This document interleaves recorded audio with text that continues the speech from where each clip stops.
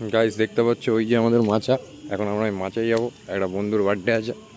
আর এখানে প্রচুর জল, এই জল চটকে যেতে হবে এখন মাচায়। যাই হয়ে যাক, মরে যাই বেঁচে থাকি, কিন্তু মাঝে আমাদের যাওয়া চাই। সব দেখতে পাচ্ছ ওদিকে সব বেলুন ফোলানো হচ্ছে। আমরা আস্তে ধীরে যাচ্ছি, ফগ পড়ছে তাই জন্য এত ধোঁয়া হচ্ছে।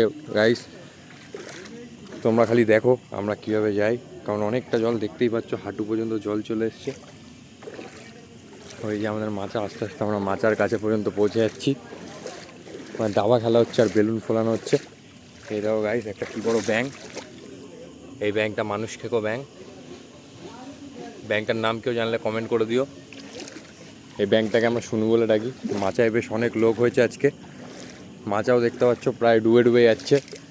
দাবা খেলা হচ্ছে, বেলুন ফোলানো হচ্ছে, সব কিছু হচ্ছে। সে বিশাল এক আয়োজন, কারণ আমাদের বন্ধুর বার্থডে। গানের আওয়াজও শুনতে পাচ্ছ, আস্তে আস্তে সব ভিজিবল হচ্ছে।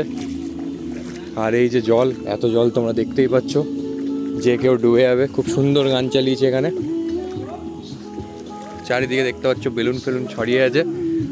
তো গাইস আমরা চলে এসেছি আবার। এই যে সেই মাচায় টিঙ্কু সিং আর বেলুন।